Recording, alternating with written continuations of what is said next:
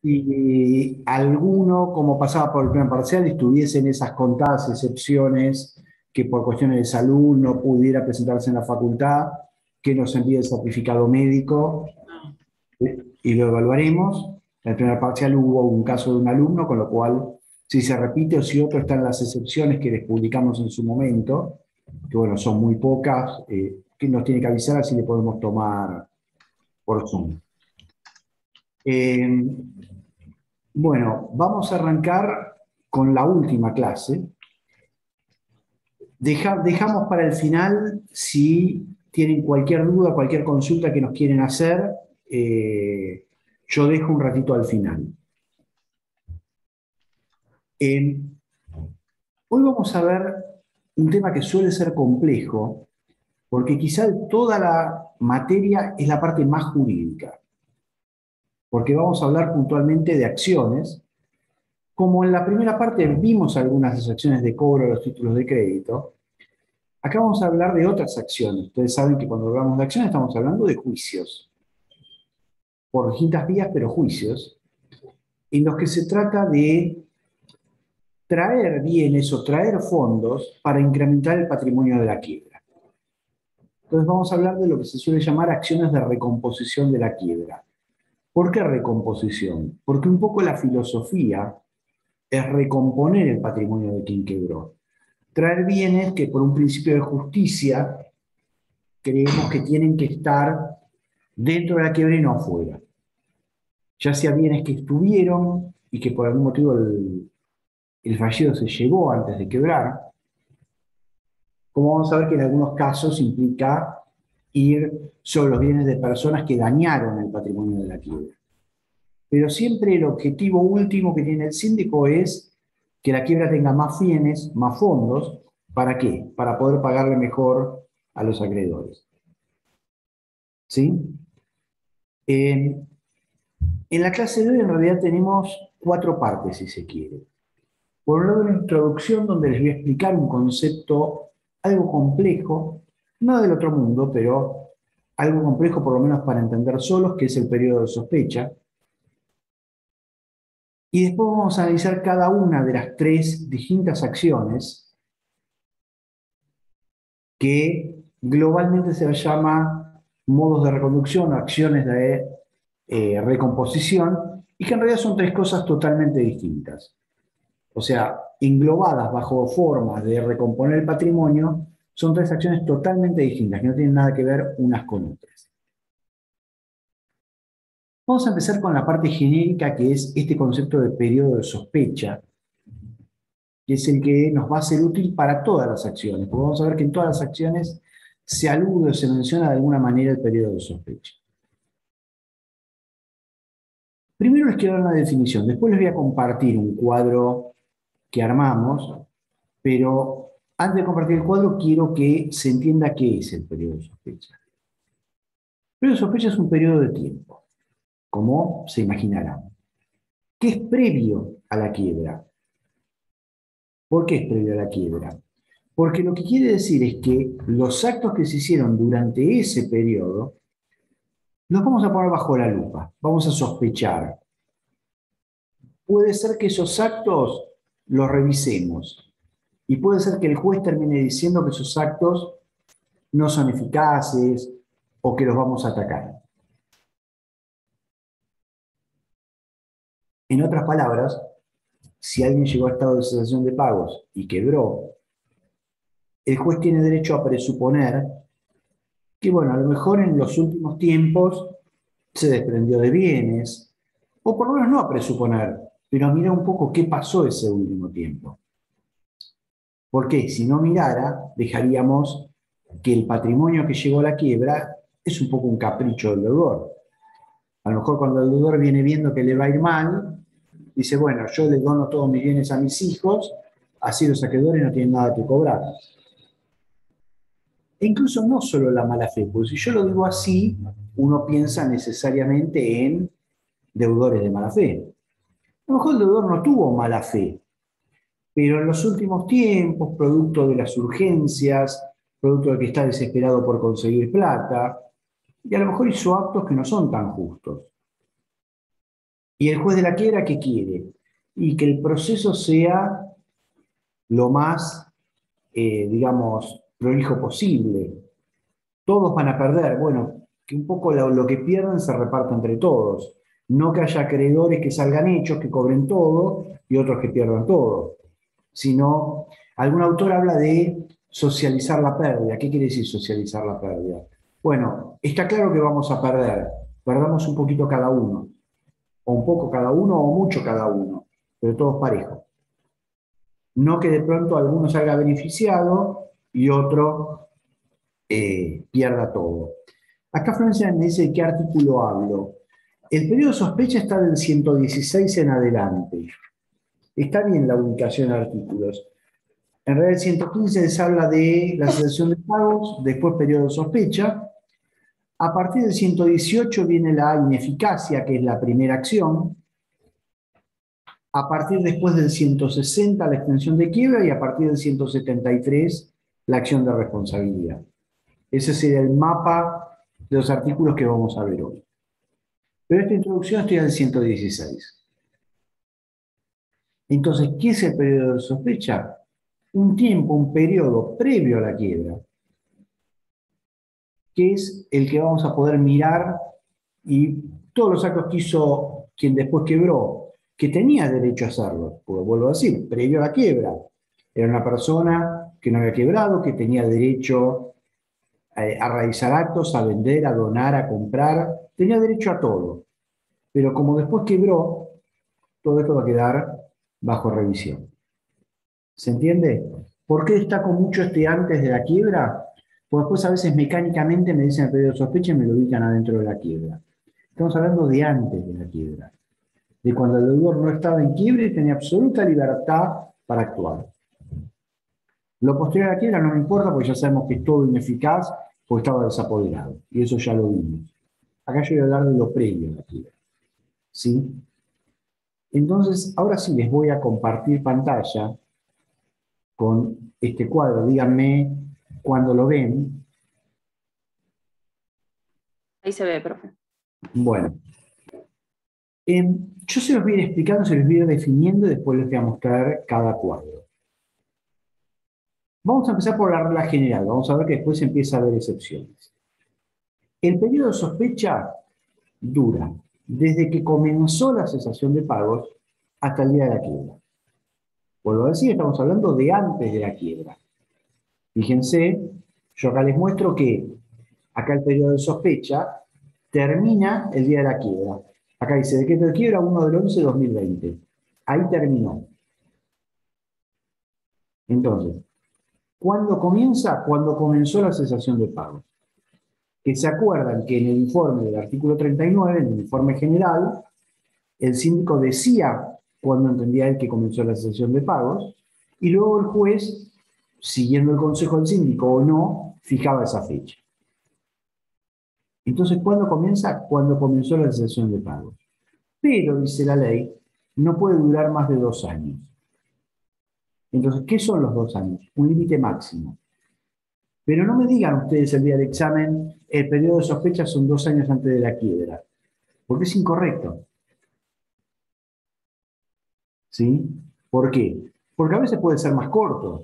El periodo de sospecha es desde que comenzó la sesión de pagos hasta la quiebra, con un límite máximo de 2 años. Entonces, vean los casos 1 y 2. Lo rojo es el periodo de sospecha. En el caso 1, yo digo, decreto de quiebra 1 del 11 de 2020. La sesión de pagos comenzó el 1 del 8 del 2015, 5 años antes. ¿Cuándo comienza el periodo de sospecha? Los últimos 2 años. ¿Qué quiere decir esto? Los actos que el juez va a poder revisar son los de los últimos 2 años. Lo anterior quedó fuera de la revisión. Ahora bien, el caso 2. La quiebra también 1 del 11 de 2020. Fecha de comienzo de la sesión de pagos 1/8 de 2019. O sea, un año antes. Periodo de sospecha, ¿cuándo va? Desde que comenzó la sesión de pagos. Acá dura menos de 2 años. ¿Por qué?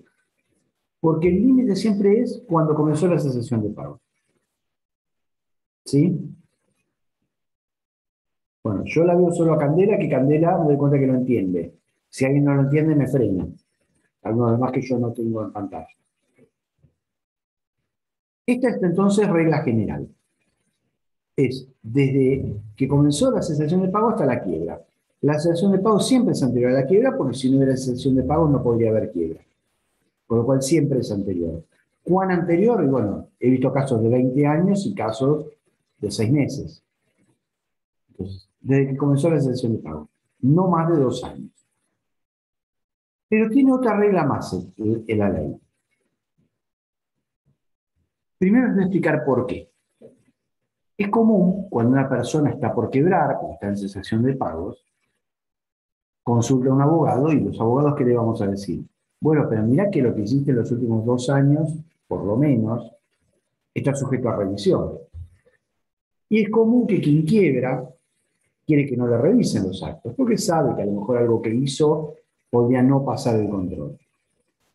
Uno diría, bueno, si quiero ganar tiempo, ¿qué hago? Me concurso. Yo sé que el concurso me viene mal, pero gano tiempo. Y después quiebro. Para evitar eso, ¿qué dice la ley? Que cuando la quiebra es indirecta, el máximo de 2 años cuenta desde antes de la presentación en concurso. Entonces voy al caso 3. Acá la quiebra también es el 1 del 11 de 2020. La exención de pagos comenzó en el 2015. Pero hubo una presentación previa en concurso en el 2018, 1 de junio, que finalmente terminó en quiebra. Entonces yo acá me pongo el día de la presentación del concurso, 1/6/2018. Voy 2 años para atrás. Y todo esto es el periodo de sospecha. Fíjense que tengo casi 5 años de sospecha acá. Porque la exención de pagos era anterior. Nunca pude dar de la exención de pagos. Pero acá los 2 años me cuentan de antes del concurso preventivo. ¿Para qué? Para evitar este abuso. Si yo me presento a un concurso preventivo, ya ahí fijé el periodo de sospecha.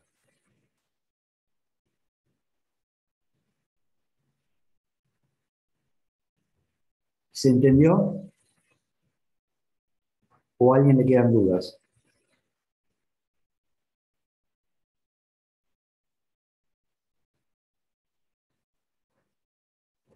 Bueno, ¿avanzamos? Entonces, la premisa es el periodo de sospecha. Ahora sí vamos a empezar a analizar cada una de las 3 acciones distintas que englobamos bajo la recomposición.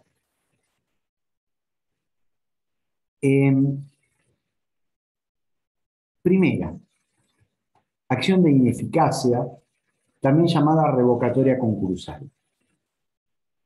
No la confundan con el recurso de revocatoria o de reposición, que no tiene nada que ver. ¿Qué es la acción de ineficacia o de revocatoria concursal? Es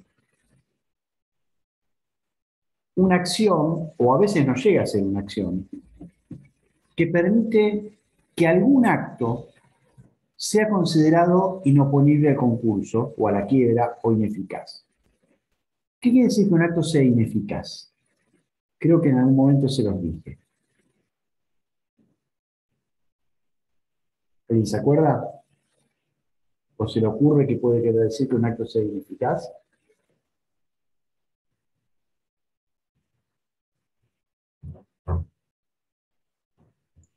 Activemos porque tema de examen, ¿eh? Hoy tendrían que venir a la clase con todo leído como si hoy preguntáramos. A ver, activemos, vamos a despertarnos porque este es un tema fundamental. Si no lo preguntamos en el tema 1, 2, 3, 4, 5, en algún...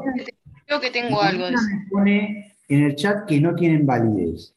No es exactamente algo. Si no tuviera validez sería inválido o hasta podría llegar a ser nulo. Ineficaz es un poco menos. Es el pago anticipado. A ver, Florencia, dale. Son ineficaces respecto de los acreedores los actos realizados por el deudor A ver, en el periodo de sospecha. A ver, algunos actos son ineficaces respecto actos a título gratuito.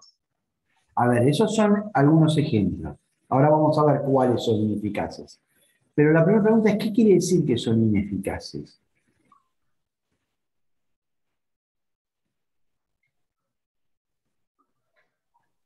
Puede ser que para esos actos que son ineficaces es como si para la quiebra no hubiesen existido, como que Ahí, no tienen efecto sobre Claro, que la no quiebra. tienen como derecho.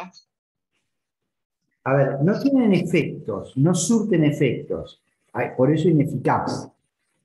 Eh, para la quiebra es como si no existiesen, pero no quiere decir que no existan.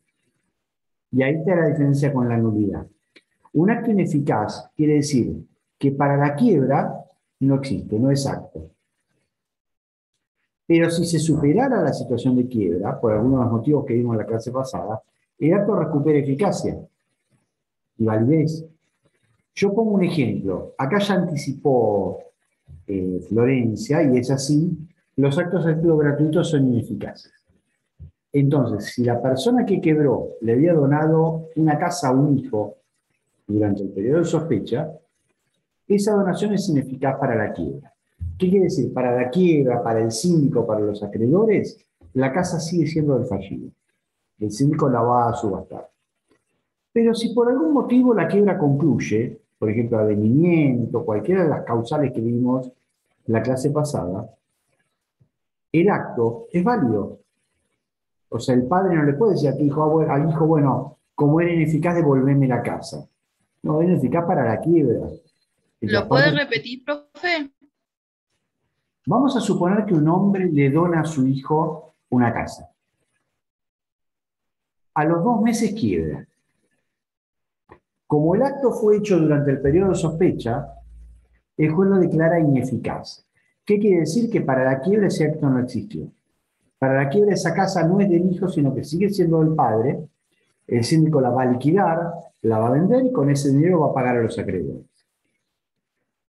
Ahora, el acto es ineficaz, pero sigue siendo válido. ¿Qué quiere decir esto? Si la quiebra concluye, por ejemplo, por avenimiento, por cualquier causal de conclusión de la quiebra, el acto sigue siendo válido, quiere decir que el hijo se puede seguir quedando con la casa y el padre no le puede decir, mirá, el juez dijo que es ineficaz, devolvémela. El hijo le va a decir, es ineficaz para la quiebra, entre nosotros es válido. ¿Se entiende la diferencia entre ineficacia e invalidez o nulidad?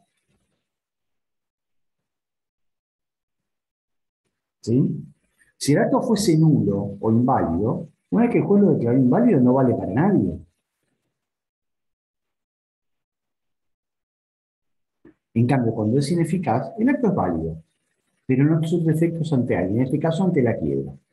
Para la quiebra sigue siendo el dueño anterior.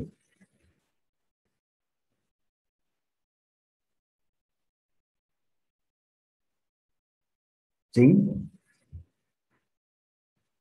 Ahora vamos a ver, Karen acá me pone cuáles son ineficaces.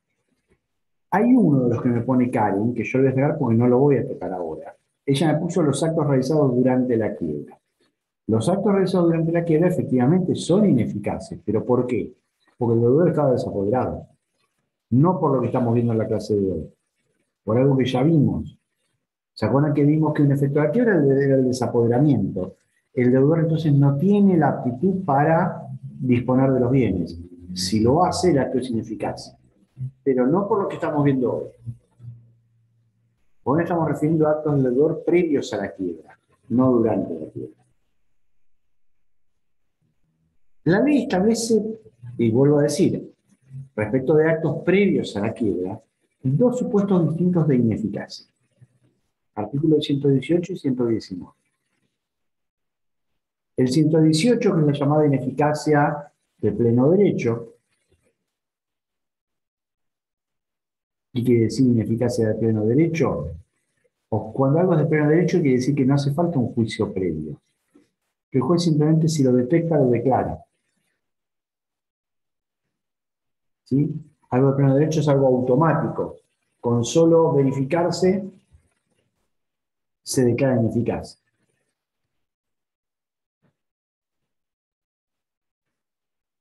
¿Sí? Y después vamos a ver que el 119 me habla de una ineficacia que requiere un juicio y una declaración, o sea, una sentencia. Un proceso más complejo. Vamos a los primeros. Actos ineficaces de pleno derecho. o automáticos. Son aquellos que el juez simplemente si se entera los declara ineficaces. Hay tres supuestos en la ley.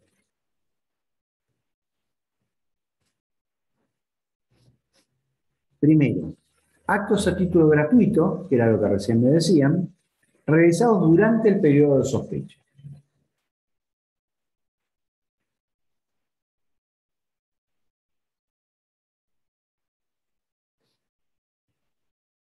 O sea, si un acto a título gratuito, ¿qué es un acto a título gratuito?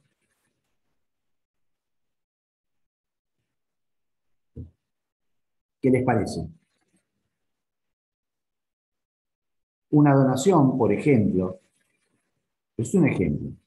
Hay un acto a título gratuito siempre que yo disponga de algo de mi patrimonio sin recibir nada a cambio. Puede ser una donación. Si yo a un deudor le perdono lo que me debe, con donación de deuda, también es un acto a título gratuito. Si, o sea, renuncio a cobrar, ¿sí? Si yo cedo un derecho sin cobrar nada, todo aquello que implique perder parte de mi patrimonio sin nada a cambio es un acto a título gratuito. Entonces la ley me dice que todo acto a título gratuito de quien después terminó quebrando durante el periodo de sospecha es ineficaz. Y esto es de pleno derecho, o sea, no requiere ningún juicio. Cuando aparece un acto, está dentro del periodo de sospecha, es automático. Y vuelvo a decir, no hace falta mala fe, no estoy pensando en que hubo mala fe. Es simplemente un tema de justicia, ¿qué es más justo? ¿Que ese bien venga a la quiebra y se lo compartan los saqueadores o que se lo quede a alguien que no dio nada a cambio? ¿Se entiende? Entonces, todo acto a título gratuito se cae. A lo mejor el deudor puede decir, mire, yo tengo 5 hijos, a cada hijo cuando se casó yo le doné un departamento, lo hice con todos. Justo a mi quinto hijo se casó 8 meses antes de la niquela y yo le doné un departamento igual que a los 4 mayores. No hay mala fe. Pero el juez va a decir, sí, está bien, pero yo prefiero que ese departamento venga a la quiebra y los acreedores cobren algo y no que se lo quede su hijo que finalmente no hizo nada. Y bueno, lo sumo, el hijo más chico tendrá que tolerar que él se casó cuando el padre ya no estaba en condiciones para donar un departamento. ¿Sí? Pero no es un tema de buena o mala fe. Por eso no hace falta juicio. Si fuese un tema de buena o mala fe, siempre haría falta un juicio para demostrarlo. Esto es automático. ¿Qué otros actos son ineficaces de pleno derecho? Bueno, los pagos anticipados. Cuando el deudor, durante el periodo de sospecha, anticipó un pago, o sea, pagó algo antes de que venza, y eso que pagó iba a vencer el día de la quiebra o después, ese pago es ineficaz. Y quien cobró lo va a tener que restituir a la quiebra. También es un criterio de justicia, para evitar que el deudor, cuando ve que va a quebrar, salga a beneficiar a amigos. El juez dice, bueno, yo voy a equiparar, bueno, hay que ser justo, el que tenía que cobrar después va a tener que venir a la quiebra. Entonces, si el deudor anticipó algo, o sea, pagó algo que debía, pero lo anticipó, ese pago es ineficaz. Si lo hizo durante el periodo de sospecha y se vencía el día de la quiebra o después. ¿Sí? Y el tercer supuesto de ineficacia de pleno derecho es cuando el deudor realiza un acto que convierte en privilegiado a un crédito que no tenía privilegio, siempre y cuando ese crédito no estuviera vencido. O sea, yo tengo una obligación no vencida, todavía no venció, y mejoro la situación del saqueador dándolo en privilegio. Si hago eso durante el periodo de sospecha, ese privilegio es ineficaz.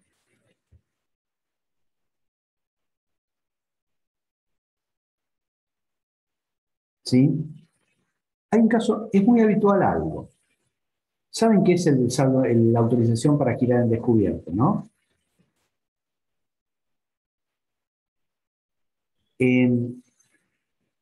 Es muy común que cuando los bancos le dan a una empresa autorización para que hagan descubierto, la empresa la usa, y en un momento cuando el banco ve que la empresa empieza a andar más o menos mal, le dice, bueno, mira, yo te voy a revocar la autorización. Entonces dice, mira, si me la revocás yo no te puedo devolver. Yo a lo mejor tengo autorizado para girar 2 millones de pesos en descubierto, lo estoy usando, tengo la cuenta 2 millones en rojo. Si vos me sacás la autorización, yo no tengo 2 millones para devolver. Entonces me dice, bueno, mira, ¿querés que yo te lo mantenga? Perfecto, pero en ese caso, firmame una garantía hipotecaria. Y se firma. Si después esta empresa quiebra, esa garantía hipotecaria es ineficaz.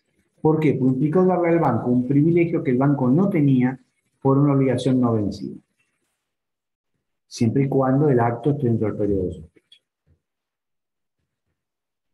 Estos son los 3 supuestos de ineficacia del pleno derecho. En estos casos, con que el juez se entere, porque alguien lo denuncie, por una denuncia anónima, porque alguien lo pide, no importa por qué. Con que el juez se entere, el acto se vuelve ineficaz. No hay juicio previo. Casi siempre pasa cuando un acto es ineficaz que aparece lo que llamamos un tercero perjudicado. ¿Por qué? Si hay un acto, el acto es bilateral. Si el deudor sacó un bien de su patrimonio, se lo dio a alguien. ¿Sí? ¿Se entiende esto? Entonces, ese tercero, ¿qué puede hacer? Y mucho derecho de defensa no tiene.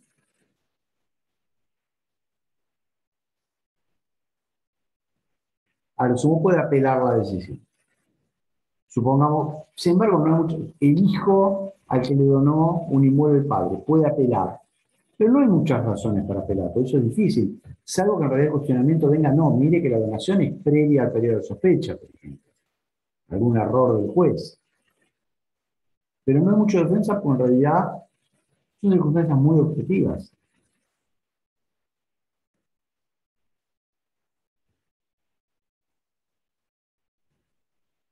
¿Sí?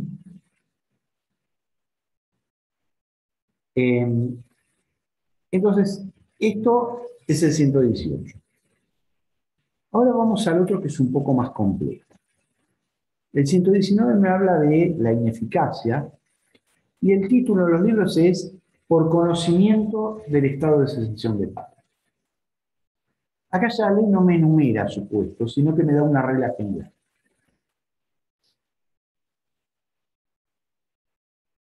Me dice que cuando el fallido realizó un acto con un tercero, o sea, con alguien ajeno a la quiebra,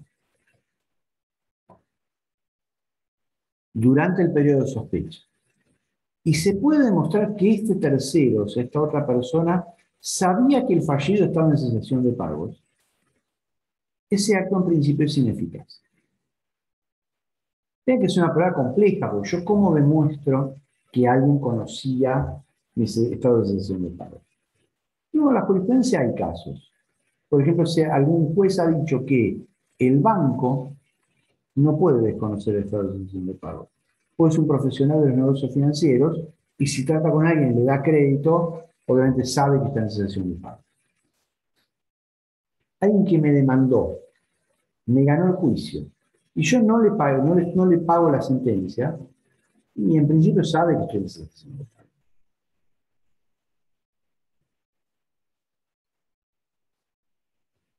Un familiar muy cercano, o un amigo, o alguien que trabaja conmigo en la parte administrativa, y normalmente debería saber que estoy en cesación. No son reglas absolutas, todo hay que probarlo, pero siempre tenemos que partir de un punto de presunciones.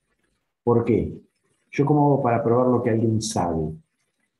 Me tendré que meter adentro de su cerebro para probar qué es lo que alguien sabe. Pero a partir de presunciones.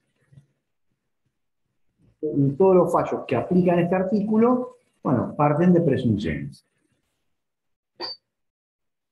Cuando hay un conjunto de varias presunciones que permiten suponer que esta persona conocía el estado de cesación de pagos, los jueces aplican esta norma y a partir de ahí cualquier acto realizado con esas personas durante el periodo de sospecha es ineficaz. Claro que como esto requiere probar que alguien sabía, requiere un juicio, que ahora vamos a ver cómo se realiza, pero esto es un proceso extenso. No es que el juez automáticamente lo va a declarar. Tiene que haber un juicio donde este tercero se pueda defender, donde quien hizo el acto pueda venir a defenderse y decir, no, señor juez, yo no sabía que estaba en cesación de pago. O una defensa más que le da la ley. Dice la ley que si el tercero demuestra que él no perjudicó a la quiebra, también queda a salvo. Por ejemplo, yo les pongo un caso que lo tuvimos hace muchos años en el estudio. Un cliente del estudio le compró a una persona un inmueble y un fondo de comercio. Esta persona al poco tiempo quebró. Vinieron todos los acreedores a decir que mis clientes conocían el estado de cesación de pagos y tenían una presunción muy fuerte. Si mi cliente le compró un fondo de comercio, es claro que él indagó en la situación de ese fondo de comercio. Y ese fondo de comercio estaba en cesación de pagos, no había dudas. Era una farmacia. Con lo cual, mis clientes sabían que estaban en cesación de pagos. Pero la ley le da una defensa. Mi cliente pudo demostrar que el dinero que él pagó por el inmueble fue usado para cancelar una hipoteca sobre ese inmueble, que se hizo de escrituras seguidas. Mi cliente compró, por ejemplo, con la escritura 185 y la escritura 186 del mismo día de la misma escribana era la cancelación de una hipoteca. Con lo cual, ¿cuál fue nuestra defensa? Nuestra defensa fue decir, es cierto, conocíamos el estado de cesación de pago, pero si nosotros no comprábamos esto, hoy había un acreedor hipotecario que igual se llevaba el inmueble. Entonces no perjudicamos a la quiebra. En todo caso fuimos neutros. Y el juez nos dio la razón en el sentido de que está bien, no hubo perjuicio. ¿Por qué? Porque todo el dinero que nosotros pusimos fue para cancelar una hipoteca. Entonces la ley dice que el tercero se puede defender demostrando que no perjudicó a la quiebra. Pero él lo tiene que demostrar. Si no lo demuestra, entendemos que la perjudicó. Y el acto es ineficaz. ¿Se entendió que es esta ineficacia que requiere un juicio donde tanto el fallido como el tercero se pueden defender? Y acá viene la pregunta, ¿quién inicia este juicio? Ustedes saben que para que haya un juicio, necesita que alguien lo inicie, demande.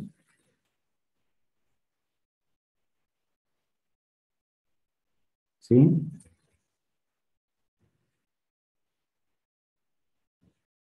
¿Quién les parece que lo inicie?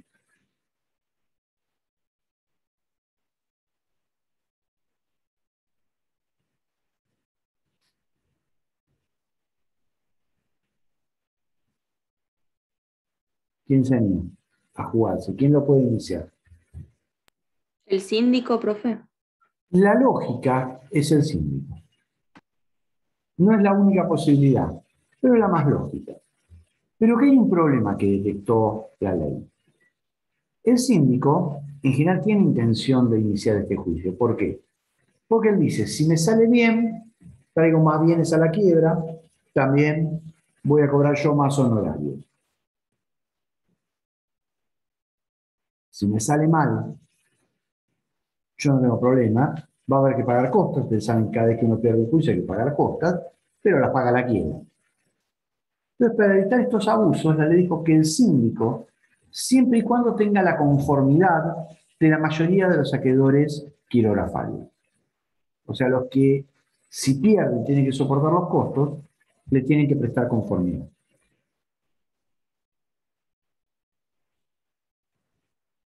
Entonces, ¿quién inicia esta acción? El síndico, con la conformidad de los acreedores quirografarios. Y finalmente la ley deja a salvo la posibilidad de que si algún acreedor quirografario quiere iniciar la acción, se lo pida al síndico y si el síndico no la inicia, la puede iniciar el acreedor. O sea que puede eventualmente un acreedor iniciar esta acción. Pero acá hay un problema. Si el acreedor la pierde, obviamente el acreedor paga los costos. Pero si la gana, no es que la gana para él, la gana para la quiebra. El bien entra en la quiebra.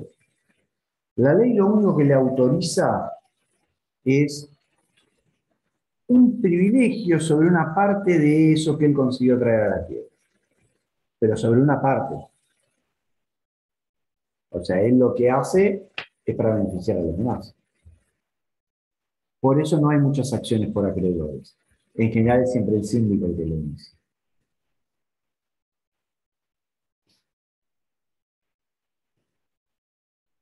Y aclara la ley que esta acción caduca a los 3 años desde que estaba la quiebra.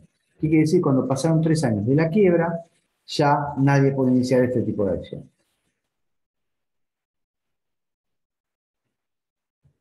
¿Se entendió ineficacia? Tenemos que ir a la... Si se entendió, vamos a la segunda acción. Si hay alguna duda, prefiero que me lo pregunten ahora, antes de meternos. Profe, Sí. el síndico necesita la conformidad de la total, o sea, del total de los acreedores quirografarios. No, de la mayoría de los quirografarios. Ok, Más de la gracias. mitad de los quirografarios. No, si fuese el total, sería muy complejo, porque con que uno te dijera que no, no se puede iniciar. E incluso, gracias. E incluso en la práctica ha ocurrido algo que empezó siendo discutible, pero se terminó aceptando, que es que muchas veces los acreedores eran, a ver, no encuentro el adjetivo, como que se desentendían de la quiebra. Pero muchas veces pasaba que cuando llegaba el momento de buscar conformidades uno no las conseguía, pero no porque no la quisieran dar, porque perdían interés. Entonces empezaron a aceptar los jueces ir por la contraria, decir, bueno, yo le comunico a todos los acreedores que el síndico quiere iniciar esta acción. El que no se opone, yo entiendo que está de acuerdo. Es como ir por la contraria. Cosa que muchos años fue muy criticado. ¿Por qué? Porque el viejo Código Civil decía que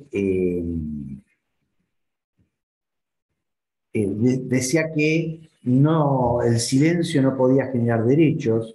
No sé, alguna vez ustedes oyeron esa premisa de que el silencio no genera derechos. Sin embargo, el Código Civil y Comercial dice que el silencio no genera derechos, salvo que sea una costumbre que sí lo genere. Y como acá hay una costumbre, porque hace muchos años que los jueces hacen esto, yo creo que hoy terminó siendo válido. Y hoy casi todos los jueces, cuando el síndico quiere iniciar la acción, le dicen, bueno, mándele una cédula a cada acreedor. Y yo le aconsejo que el que no dice que nada está de acuerdo. Con lo cual, si no se me oponen, o si los que se me oponen son menos que la mitad, el juez autoriza la acción. ¿Se entendió entonces este tema? Acá alguien me preguntaba en el chat, Karen, dos cosas, y veo que había una pregunta antes que se me pasó. Una, ¿qué pasaba a los 3 años? 3 años después del decreto de quiebra, caducaron las acciones de ineficacia. Ya no se pueden iniciar acciones nulas. O sea que si el síndico o un acreedor lo quiere iniciar, tiene que hacerlo antes de que pasen 3 años. Y lo anterior, bueno, creo que se entendió. Yo ahora veo que había una pregunta que no la había visto. ¿Qué pasa cuando se declara ineficaz un acto? Que obviamente si es una venta, la venta se retrotrae y el que pagó algo por la propiedad se convierte en un acreedor más, como lo planteaba Karen en el chat. Bueno, ¿se entendió ineficacia entonces? Vamos a extensión de quiebra.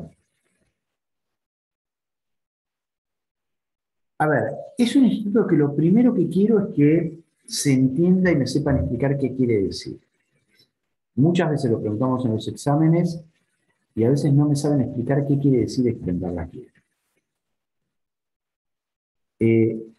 Extender la quiebra quiere decir decretar la quiebra de otras personas, humanas o jurídicas, de sociedades o personas humanas, no porque estén en cesación de pago, sino como consecuencia de una quiebra principal.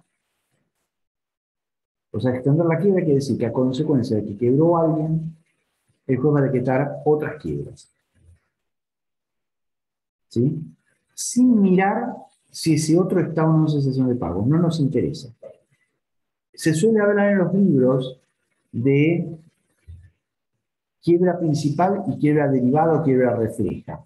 ¿Qué es la quiebra derivada o refleja? Es la quiebra de alguien que no quiebra porque está en cesación de pagos, sino porque quebró otra persona. ¿Sí? Esto lleva a que, por ejemplo, la doctrina sigue discutiendo si extensión de quiebra es un mecanismo de recomposición, o sea, una forma de salir a conseguir fondos, o si en realidad es una sanción. ¿Sí? ¿Por qué? Porque yo a alguien lo declaro en quiebra. Yo creo que es lo primero, pero acepto que podemos discutir el tema. Les voy a contar el primer caso porque así les va a terminar de cerrar el concepto. Artículo 160. Dice que todo socio que tenga responsabilidad ilimitada va a ser declarado en quiebra cuando quiebre la sociedad. ¿Se acuerdan en qué sociedades había socios con responsabilidad ilimitada?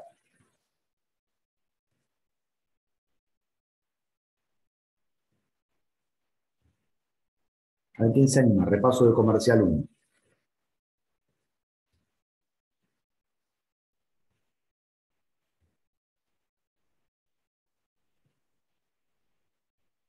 ¿Nadie se anima a recordar algo de comercial 1? ¿En qué sociedades yo tenía socios con responsabilidad ilimitada?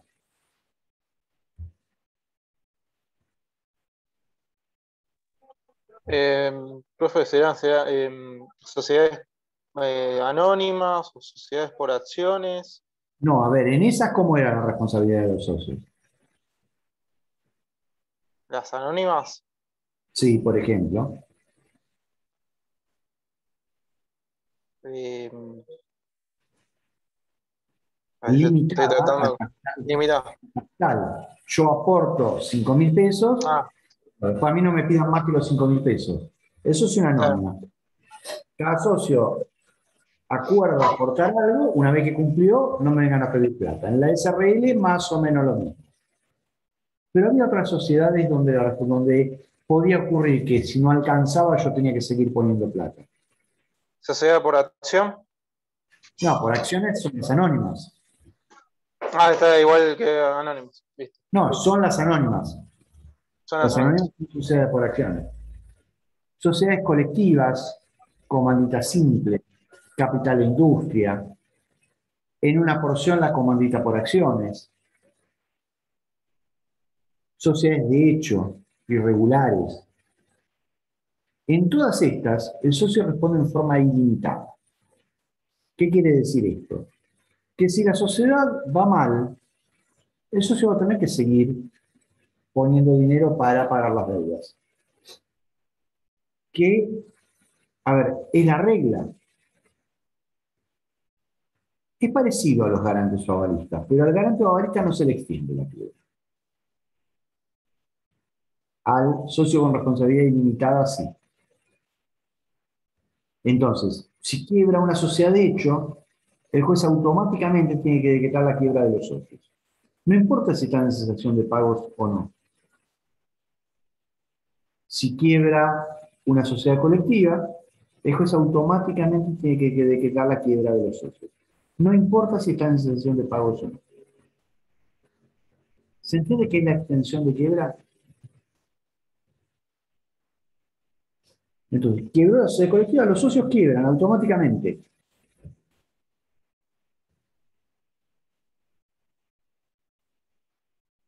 ¿Sí?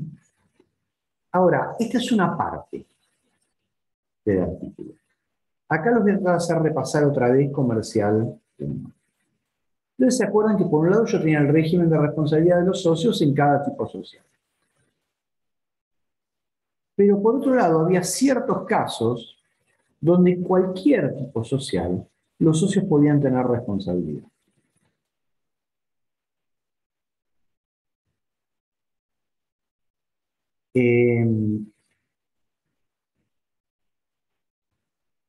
A ver si se acuerdan. ¿Se acuerdan la teoría de corrimiento del velo o desestimación de la personalidad? No sé con qué nombre pudieron haberlo visto. Que consistía en que cuando los socios utilizaban a la sociedad para fines ilícitos, para perjudicar a terceros, se usaban la figura de la sociedad como una maniobra para dañar, respondían solidaria e ilimitadamente. En ese caso, esto que se llama una responsabilidad como sanción, no por que la ley lo dice. Lo mismo pasaba con la figura del socio oculto, que era el socio oculto, esa persona que era socio, pero no aparecía en el contrato, ponía un testaferro. O no ponía a nadie, a lo mejor yo digo, bueno, con Candela Ariel hacemos una sociedad, pero yo no quiero figurar, me escondo, la sociedad figura en Candela y Martín. Figuran ellos dos solos, pero todo el mundo puede probar que yo soy socio, que decido con ellos, que actúo. Socio oculto. ¿Y qué dice la ley del socio oculto? Responde ilimitadamente. Entonces, el artículo 160 que se aplica, por un lado, a las sociedades con socios con responsabilidad ilimitada por el tipo, colectiva, capital de industria, todas las que nombran. Pero también a aquellos casos de cualquier sociedad, un anónimo, una SRL, la que fuera, donde por una cuestión sancionatoria, por un obral contrario a la ley, los socios tienen responsabilidad personal e ilimitada. ¿Sí? Ahora, esto último que yo les dije, de lo que yo no tengo dudas, algunos autores piensan que no. Algunos piensan que solo se extiende la quiebra cuando la responsabilidad surge del estatuto y no cuando surge de un malogrado. Yo personalmente no tengo dudas que se extienden los dos casos. ¿Sí? Porque creo que el artículo no distingue. El artículo dice, la quiebra de la sociedad importa la quiebra de sus socios con responsabilidad ilimitada. Y no aclara. Entonces, para mí, si no aclara, es todos los socios con responsabilidad ilimitada. Ahora, este artículo, que es el más fácil de extinción de quiebra, ¿se entendió qué quiere decir extender la quiebra?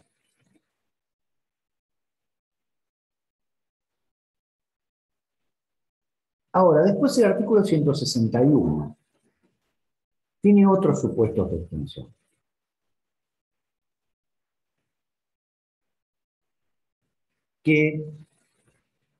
¿En qué consisten? Tiene tres incisos, pero los dos primeros yo siempre digo que son más o menos lo mismo, pero visto de distintas maneras. El inciso A del 161, el inciso 1, habla de el desvío de fondos. O sea, habla de toda persona que aparentando actuar por la sociedad, en realidad actúa en interés ajeno. Utiliza los fondos de la sociedad para sí.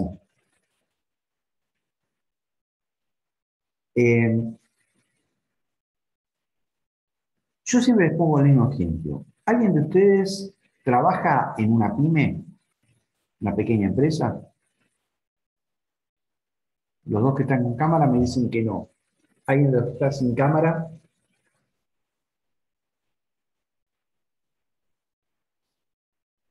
Bueno, algo que es muy común en las pequeñas empresas familiares. Con plata de la empresa se paga la tarjeta de crédito de los socios, incluso por la compra del supermercado de su casa.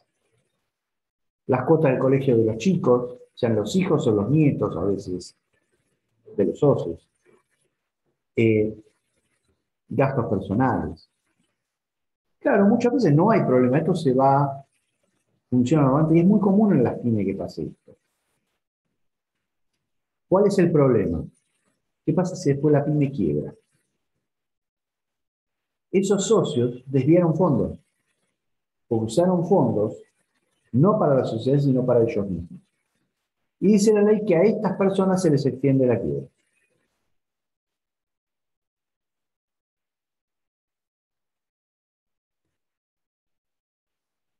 ¿Se entiende el supuesto entonces de extensión de quiebra?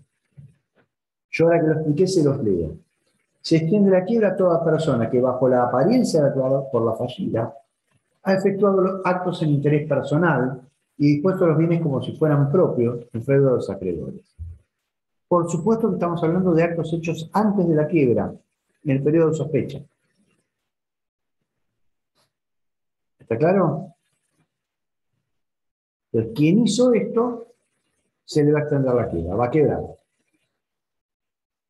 Y el inciso 2 habla de algo muy parecido, pero habla del abuso de control. ¿Saben qué es el control de sociedades? Lo deberían haber visto en Comercial 1.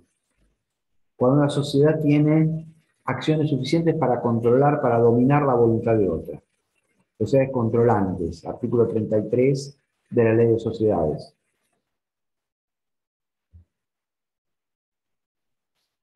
Cuando un controlante abusa de esa situación de control en beneficio propio, se le puede extender la quiebra.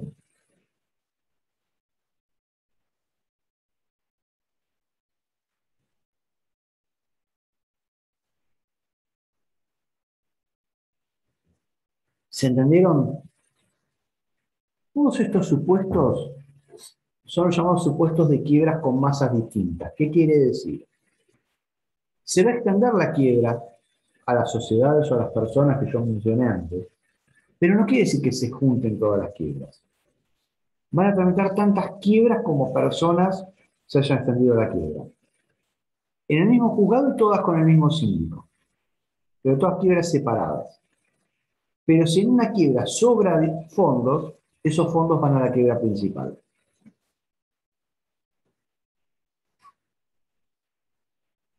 ¿Sí? Entonces son quiebras con masas separadas. Cada quiebra va por separado, cada quiebra tiene su trámite. Se trata de unificar fechas, pero cada quiebra va por separado. Cada quiebra tiene sus acreedores, pero si en una sobra plata va a la principal. Entonces quiebra la sociedad y quiebran todos los socios. En la quiebra de cada socio primero cobran los acreedores personales. Si sobra plata va a la quiebra de la sociedad. ¿Sí?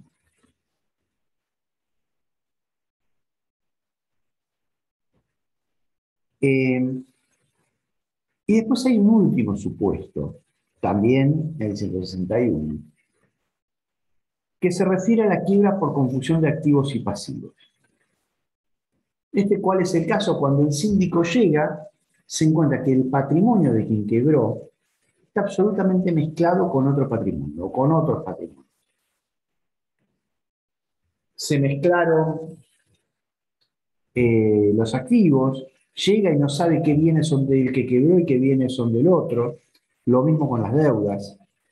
En ese caso dice la ley que se extiende la quiebra, pero acá la quiebra es única.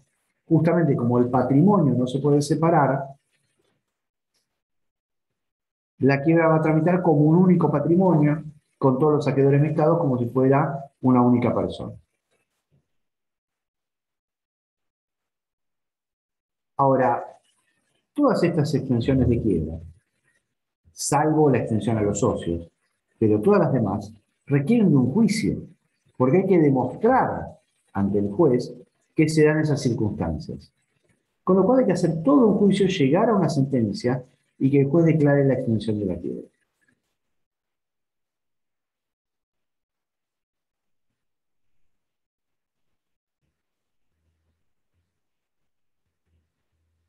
¿Sí? Profe, Sí, disculpe, ¿podría repetir?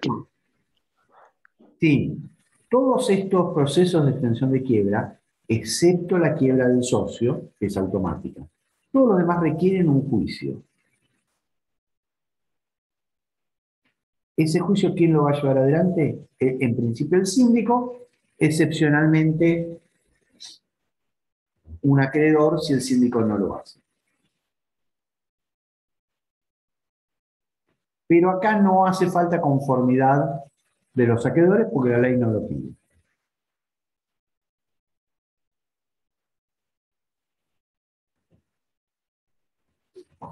¿Sí?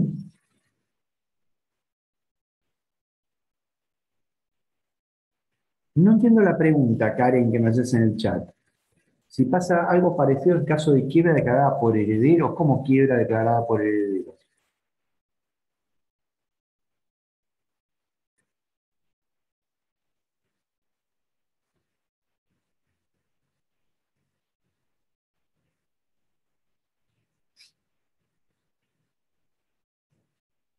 No se me ocurre a qué supuesto te referís.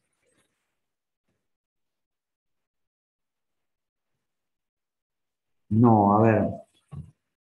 Si quiebra una persona que falleció antes de que se haya dividido el patrimonio, en realidad quiebra el fallecido, los herederos no tienen por qué quebrar. Y si ya se dividieron los patrimonios, porque se hizo la sucesión, se liquidó, bueno, ahí cada heredero podrá quebrar o no. No se me ocurre que ahí pueda haber una confusión. Sí, no sé, sería el caso que los herederos tomaron los bienes de la sucesión y los mezclaron con los propios. No sería muy habitual, salvo que haya realmente bienes imposibles de separar, porque si no, normalmente es fácil separar qué recibí y qué no. No se me ocurre como un caso muy habitual. No, lo que vos a lo mejor debes haber leído, Karen, es que cuando una persona fallece, aunque tenga varios herederos, el patrimonio permanece indiviso. ¿Qué quiere decir que permanece indiviso? Que, quiere decir, a ver, que ese patrimonio todavía no se repartió entre los herederos y se mantiene en conjunto. Si hay quiebra, quiebra ese patrimonio, pero no quiebran los herederos, no hay extensión.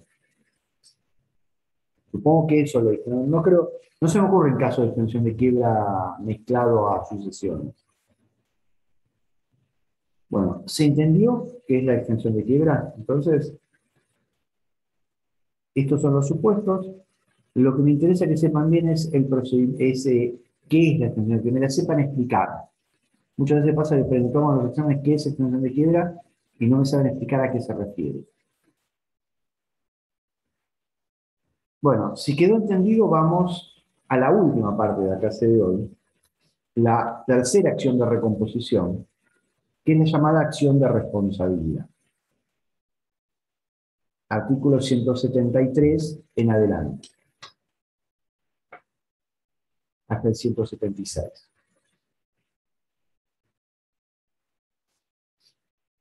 ¿Qué es la acción de responsabilidad? Acá les voy a hacer una breve introducción. Estamos quedando cada vez menos. Les voy a hacer una breve introducción jurídica, pero porque si no creo que a lo mejor van a malinterpretar acción de responsabilidad. Supongo que esto lo habrán visto en derecho civil. Cuando yo hablo en derecho de responsabilidad, ¿a qué me refiero? Algo que un profesor mío definía en dos palabras. Él decía rompe y paga. ¿Qué quiere decir rompe y paga? Bueno, el que causa un daño lo debe reparar. Eso no es una sanción. Que yo reclame la responsabilidad de alguien no es para perjudicarlo. Es simplemente... Perdón, profe.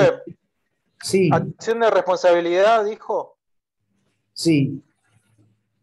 Listo. Gracias. Que yo considere que alguien tiene responsabilidad no es una sanción. Es un principio de justicia. Yo les digo, si alguien rompe algo, ¿qué es más justo? ¿Que lo repare el que lo rompió o que lo tenga que reparar el dueño? Que lo repare el que lo rompió. Entonces, la responsabilidad es un principio de justicia, no de sanción. Y hay una prueba. Yo les pongo siempre el mismo ejemplo, pero se entiende muy claro. Yo siempre les digo, imagínense que yo estoy caminando delante de los bancos en el aula en tiempos normales y me agarra un momento un ataque de locura porque alguien está con el celular, se lo saco y lo revoleo contra la pared del fondo. El celular rebota contra la pared, pero cae al piso intacto. No se hace nada. No se rompe, funciona bien, ni un raspón. ¿Yo tengo responsabilidad? No, porque no dañé o no rompí. No importa lo malo o lo aberrante que sea el acto que yo revisé. Lo que importa es que no cause daño. Si no causo daño, no hay responsabilidad. Y ahora les cambio el ejemplo. Yo cuando doy clase en las aulas, en general camino. Todo el tiempo estoy caminando. Supongamos que caminando me tropiezo con un banco sin querer. Arriba del banco había un celular. El celular se cae al piso y se rompe. ¿Yo tengo que repararlo ese celular? Sí. Causé un daño, lo tengo que reparar. Por caminar sin mirar, sin atender, causé un daño y lo tengo que reparar. ¿Por qué les pongo este ejemplo? Para que se vea que la responsabilidad no es una sanción, sino un tema de reparación. El que causa un daño lo repara. No importa cuán mala fue mi conducta. Si causa un daño, estoy obligado a reparar. El 1109 del viejo Código Civil, que hoy no tiene la norma acá, decía así: el que causa un daño a otro tiene el deber jurídico de repararlo. Ese es el fundamento de la responsabilidad. Entonces, cuando analizamos las normas que vamos a ver ahora, artículo 173 en adelante, estamos creando eso. No estamos buscando malas personas.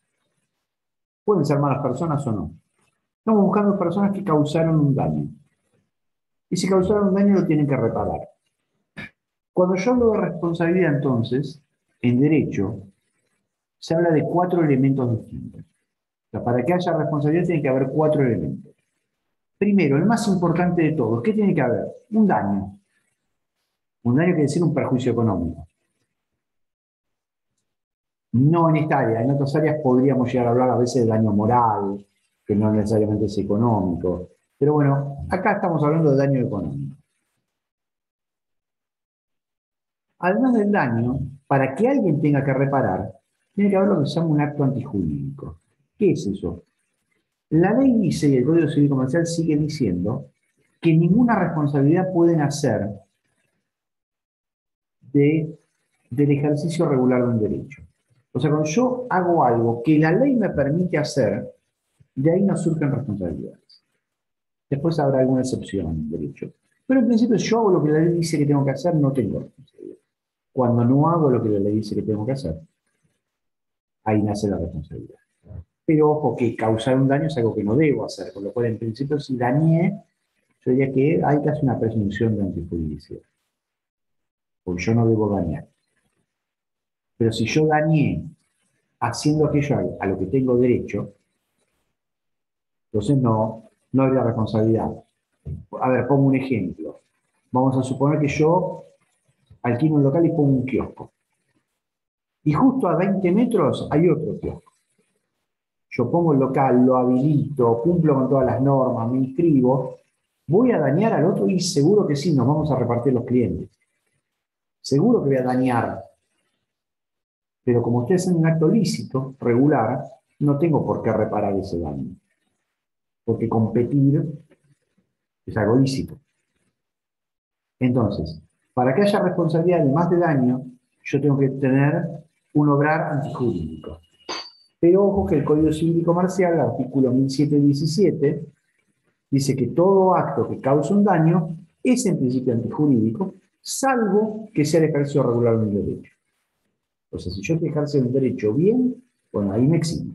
Si no, ya el acto es antijurídico. Entonces, yo dije que hay 4 elementos y nombré 2. El daño, un acto antijurídico,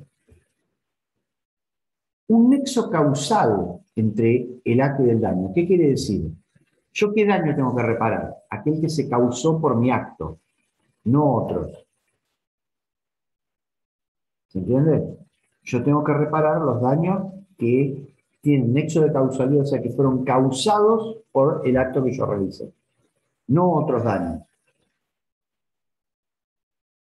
Vamos a suponer, no sé, yo choco un auto y le abollo el guardabarro delantero.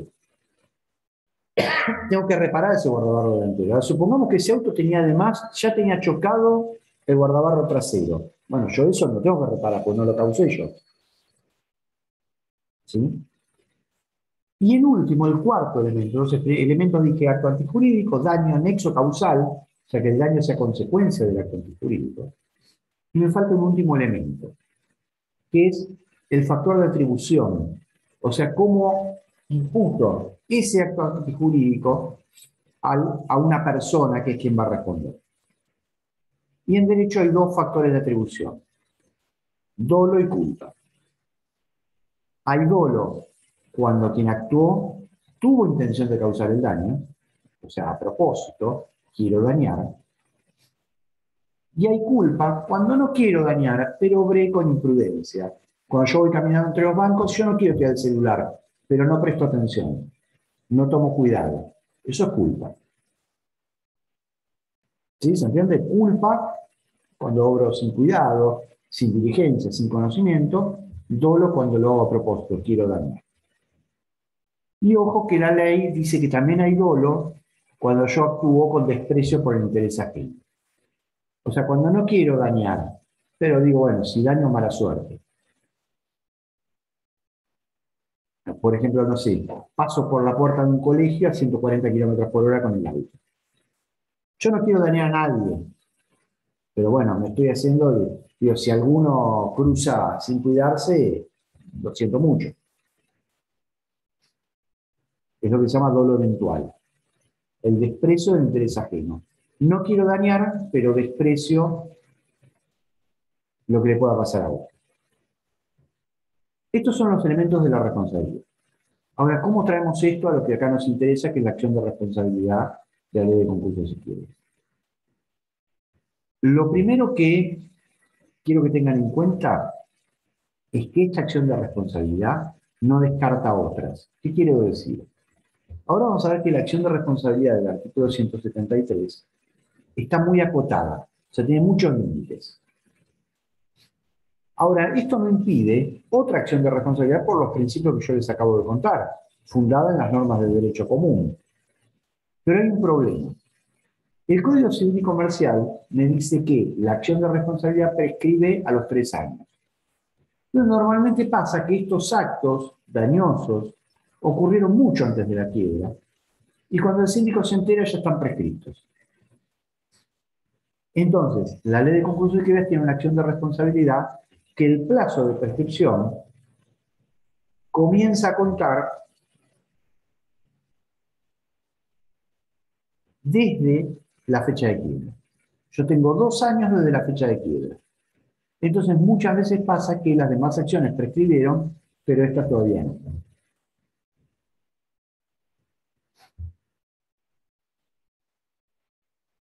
¿Sí?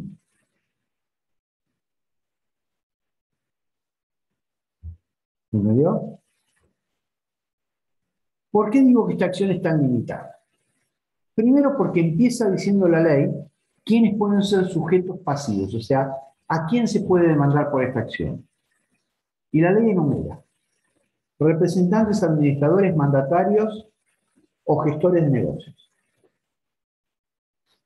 ¿Quiénes son representantes? Presidente de la SA, gerente de la SRL. ¿Quiénes son administradores? Los directores de la SA, los gerentes de la SRL. Mandatarios son los apoderados, cualquier apoderado. Gestor de negocios es una figura muy parecida al mandatario, sería algo así como el mandatario, pero sin mandato, que en general se lo usa para demostrar a aquel que hizo negocios para la sociedad sin tener un poder. Entonces, fíjense que acá no dice socios, por ejemplo, o no menciona al abogado o al contador o a cualquier otro profesional que causó un daño. Entonces, esta acción solamente va contra estas 4 personas. Pero fíjense que el segundo párrafo, que habla de responsabilidad de terceros, dice que se puede ampliar contra cómplices. ¿Qué quiere decir esto? La acción va a nacer cuando se pueda demandar o a un representante o un administrador o un gestor de negocios o un mandatario. Ahora, una vez que yo inicié contra ellos, puedo también demandar a cualquiera que colaboró con ellos. ¿En qué? Bueno, en los actos dañosos, que ahora vamos a ver cuáles son. ¿Sí?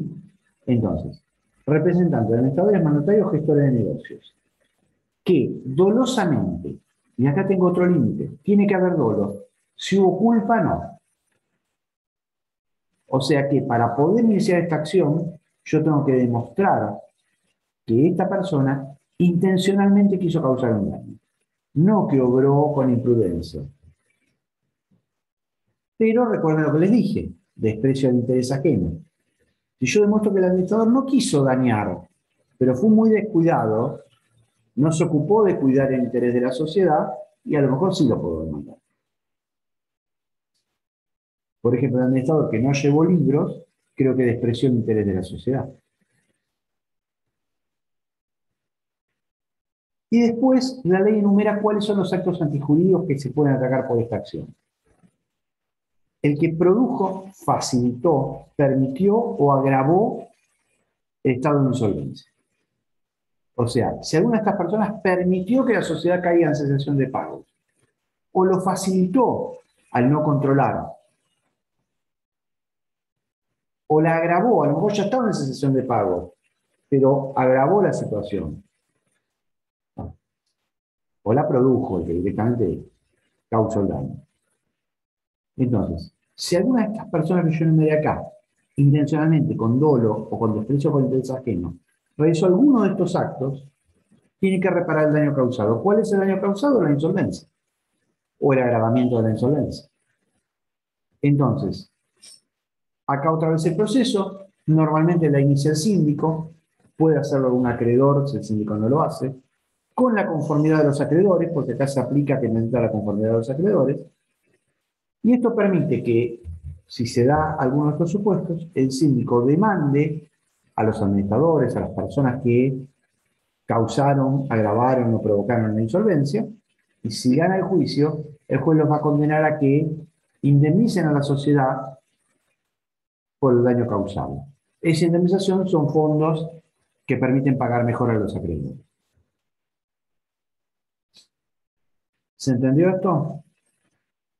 Entonces vean que el eje común de las tres acciones de recomposición es que, salvo las automáticas, son muy poquitas, son juicios iniciados por el síndico que, si tienen buen destino, o sea, si le va bien, van a obtener bienes o fondos para la quiebra. Bueno, ¿entendido? ¿O algo dejó dudas? Bueno, creo que casi cumplí. La idea era Profe, una 9:30. consulta.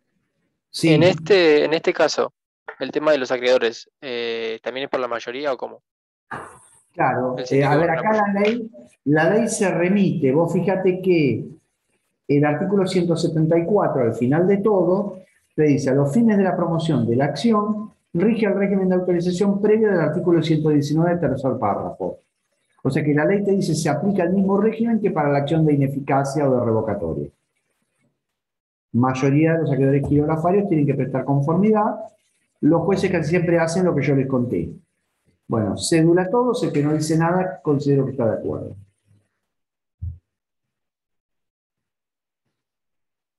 ¿Sí? ¿Alguna otra duda de lo de hoy? ¿O ahora ya les abro espacio de preguntas de lo de hoy o de todo lo visto hasta ahora? Porque con esto terminamos la materia.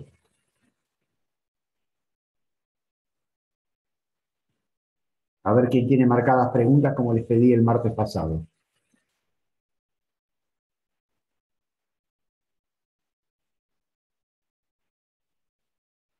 Profe, otra consulta. En este caso, si el acreedor, como dice usted, digo, si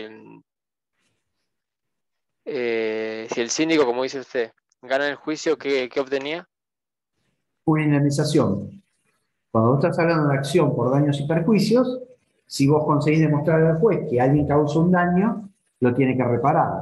¿Qué quiere decir repararlo? Vamos a suponer que yo le demuestro al juez que los administradores no cuidaron todas las máquinas que tenía la empresa y cuando quebró no había nada. O había un montón de máquinas oxidadas a la intemperie. Entonces, consideramos que los administradores fueron descuidados, dolosamente, de pensar en el interés de la sociedad, no protegieron esas máquinas. El juez los va a condenar a que ellos paguen a la sociedad lo que habrían costado esas máquinas en buen estado. Porque supongamos que en la quiebra se vendieron por hierro viejo oxidado.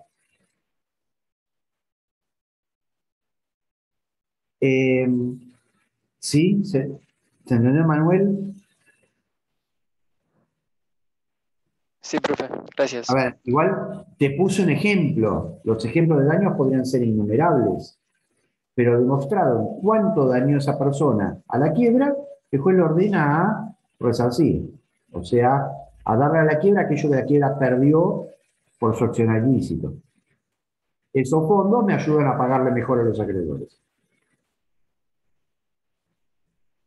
Acá Karen me dijo que escribió, yo vi hace un ratito tu mail, Karen, que era una pregunta muy concreta, que no sé si terminé, era muy concreta sobre la clase, sobre el ejercicio que resolvimos en la clase pasada. Voy a ver si consigo entenderlo, porque me preguntás por una cifra que tendría que encontrarla en mis papeles de trabajo. Si puedo, te la voy a responder. A ver, que es cómo llegué a una cifra.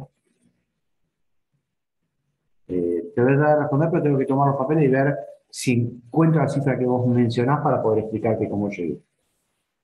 Pero voy a tratar de hacerlo. Ahora, no sé si alguien tiene alguna otra duda de la materia. La Daría Candela hojeando apuntes. No sé si es que tenía marcadas dudas o no las encontró. No, profe, lo que me genera un poco de confusión a mí es lo de los contratos que quedan resueltos o no con el decreto de quiebra. Sí. Bueno, la regla general es que la quiebra resuelve todos los contratos. Pero no te olvides que vos tenés la posibilidad de que la empresa continúe, que haya una continuación de la actividad, e incluso el juez tiene 60 días para resolver esa continuación. Con lo cual, la mayor parte de la actividad entiende que los contratos se suspenden con el decreto de quiebra y hay 60 días para que se reanuden o no, según haya o no haya continuidad. Pero hay ciertos contratos que se resuelven de entrada, que no podrían nunca continuar. ¿Cuáles son esos contratos? Los que llamamos intuito persona o personalísimos. O sea, aquellos contratos donde la prestación que tendría que hacer el fallido es tan personal que no se puede admitir que la haga otro por él. Por ejemplo, si el fallido es un odontólogo, que yo lo contraté para que me haga un tratamiento de conducto. Bueno, yo lo contraté a él porque confío en ese odontólogo. No me puede decir, bueno, ahora quebró el conducto, no sé quién me lo va a hacer, el síndico. El síndico sería una locura. Otro odontólogo elegido por el síndico. Vamos a ser un poco más racionales. No, pues yo contraté a este. Si no es este, yo lo elijo.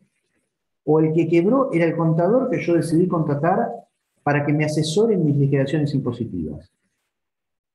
El síndico es contador, a lo mejor sabe muchísimo de impuestos, pero yo elegí un contador de mi confianza. Si este quebró, que producto de la quiebra no puede ser, mi contrato profesional con ese contador quedó resuelto. Y yo quedo liberado de ir a buscar al contador que a mí me inspire confianza y que yo elija. Vale, lo mismo pues si yo contraté un pintor, o sea, cualquier caso donde el contrato se entiende personalísimo.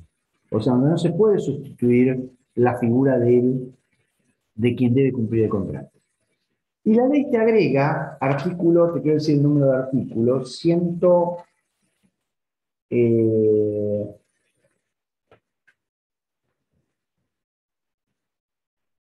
147, te incorpora otros contratos que los considera personalísimos. Yo tengo mis dudas si son personalísimos o no, pero la ley te dice que lo son, con lo cual, más allá de lo que yo pueda pensar, esos contratos se resuelven. Por ejemplo, el contrato de franquicia, el contrato de cuenta corriente bancaria. Esos contratos quedan resueltos. Fíjate que se les enumera mandato, cuenta corriente, agencia, concesión, distribución. Te dice la ley, estos quedan resueltos. Entonces, no sé que yo tenga mi duda, me guste o no, la ley tiene que se resuelve. Entonces, por ejemplo, para tomar la franquicia, todos saben lo que es una franquicia, ¿no? Más o menos. Es un negocio donde hay una empresa que tiene un método que funciona, entonces le ofrece a otras empresas, mira, yo te doy el método, te puedo dar incluso la marca, el nombre, todo, vos sos empresario, me pagás a cambio de usar mi método un canon mensual y lo usás. Siempre el ejemplo que se ponía era McDonald's, pero además de McDonald's podemos pensar, no sé, las empanadas, las del Norte de la República, hay un montón de negocios que son franquicias. ¿Qué pasa si quiebra el franquiciado? El franquiciado es el que tiene el negocio de otro. Quiebra un McDonald's, el McDonald's, no sé, de Lomas.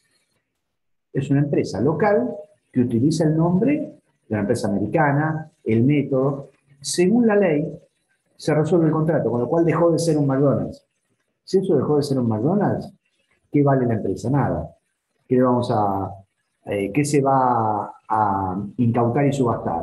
Unas cuantas cocinas industriales, un mostrador, 20 mesas, no mucho más. Tendría sentido mantener la franquicia y subastarla. Pero la ley dice que no, ese contrato se resuelve. ¿Está claro?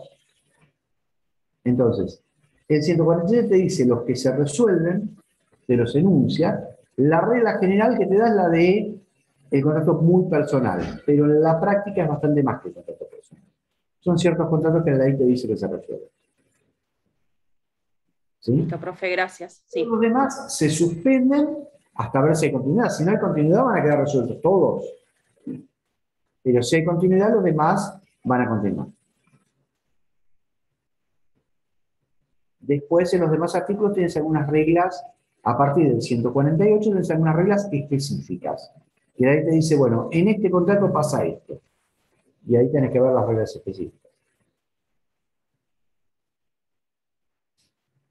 Bueno, ¿qué otra duda tienen los 10 alumnos que nos acompañan hasta el final, que son poquitos? Los demás se fueron a ver el partido. Bien, va 0-0, no se perdieron nada.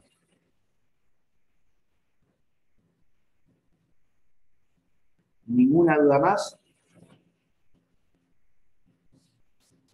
Se nos fue otro, ya quedan 9.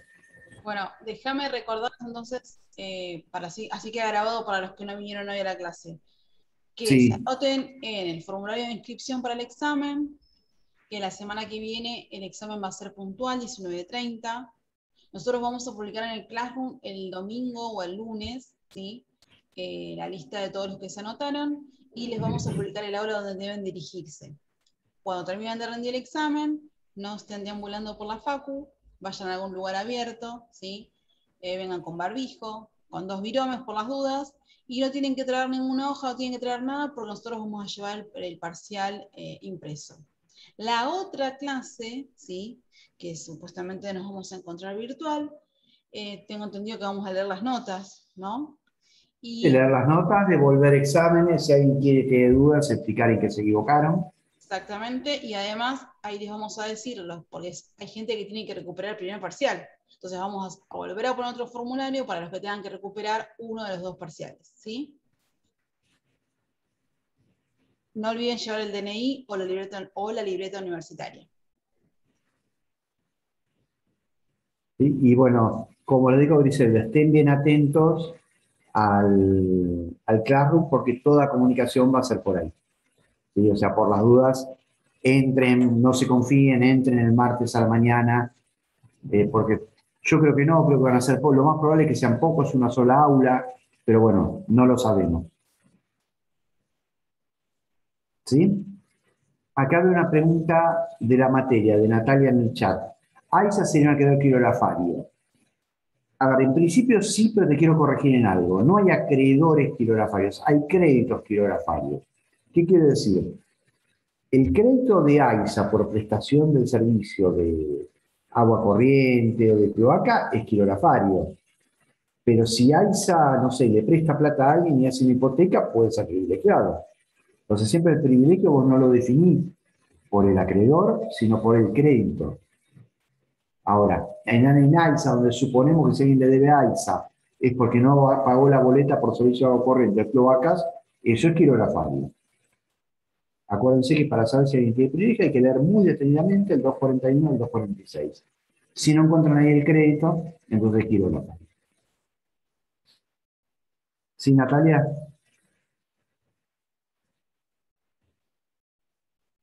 Bueno. ¿Alguien tiene alguna otra duda?